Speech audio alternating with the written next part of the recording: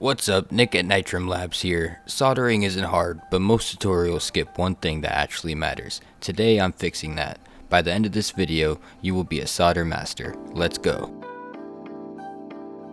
So this right here is a good example of bad soldering. These solder joints are really long. You can see over here there's still some like wire exposed. Just a really bad job. I just wanted to show you that just to show you how it shouldn't look like. And if you're just looking like that, then hopefully we'll fix that by the end of this video. So you're gonna need something to solder with or practice on. I've got this dead board that I've made, but you can order these perf boards. They're really cheap and get a whole pack of them. This is what they look like. They just have a bunch of through holes and some pads you can solder to. And you're gonna need something to solder to the board, like a wire or a resistor or whatever you want. So you're absolutely gonna need flux, and another nice thing to have when you're soldering is desoldering wick. Absolutely the best way to desolder stuff. And of course you're gonna need some solder. I've got this rosin core. It's 6040 and I really like it. Of course you're gonna need a soldering iron as well, link in the description. Also a fume extractor is really nice to have so that you don't breathe in any of the fumes from the solder. You can see it working right here. It just sucks in all of the fumes. Works really good. Now for cleaning your tip off, the cheap way to do it would be with the wet sponge, but it's not the preferred way. It's not the best way to do it, as it'll cause thermal shock to your tips and corrode them faster. So it's extremely recommended that you use this brass wool. It's really good at cleaning your tips, and it'll make them last a whole lot longer. And also just make sure to tin your tips before and after use. So just put a little bit of solder on the end of your tips before you use it and before you put it away, and they will last a whole lot longer and not oxidize. As far as the heat of the soldering iron, 315 degrees Celsius or 600 degrees Fahrenheit is a good starting point, but it really just depends on the solder that you have. You know, some of them might melt at a lower temp and some of them are higher temp. Always use a whole lot of flux. It helps the solder stick to the joints easier, like a whole lot easier. And so apply a good amount to wherever you're gonna solder.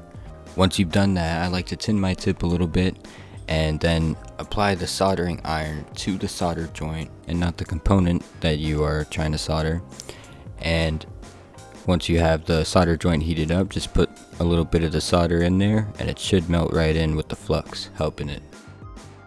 Like I said, make sure to use a ton of flux. There's probably flux inside of your solder, possibly, but you're gonna want to use a whole lot more than what's in there. Flux removes oxidation, it lowers surface tension, and solder follows it like water. If there's no flux, there's no flow.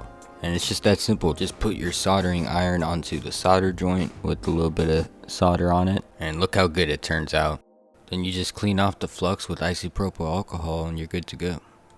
If your soldering iron is too cold, you'll sit there forever and the solder will look lumpy and dull. And if it's too hot, you'll lift pads and burn components.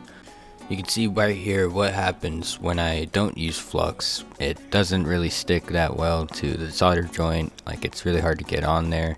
And it didn't even do it all the way. There's still a little bit of a hole there. It's not a good solder joint at all. Now hopefully if you have a good soldering iron, you'll be able to swap out the tips. And as you can see right here, mine came with a couple different tips. Now I'm gonna show you how to desolder stuff.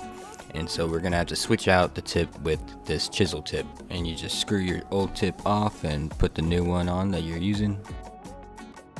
So once you got that, you're gonna have to go and get the desoldering wick, cut off a little piece of it.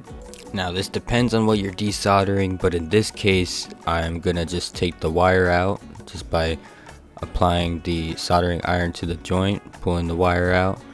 Then I'm gonna get my desoldering wick and I'm gonna put it over where we're trying to desolder. But before we do that, definitely want to apply some flux. Use a good amount, same amount as if you were gonna solder it. And so you get your desoldering wick and put it onto the soldering joint.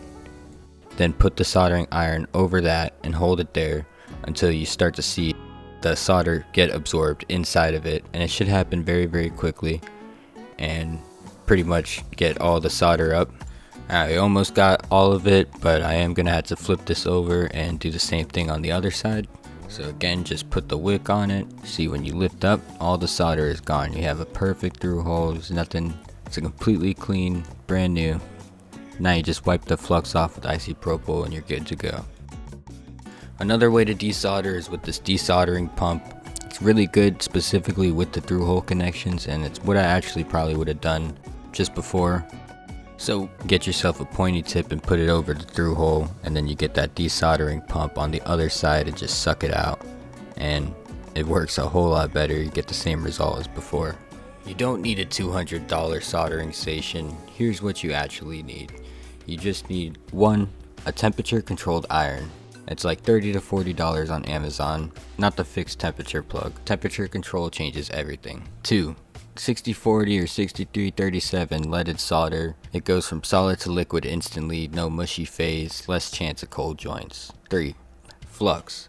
A flux pen or a syringe with tacky flux. Use it on everything. 4, brass wool, not a wet sponge. Brass wool cleans without thermally shocking the tip. And 5, tip tinner. For when your tip gets really bad, it's like magic. Total cost for everything is about $60. That's all you need for years. Soldering is a skill. It takes reps, but with these tips you'll get good fast.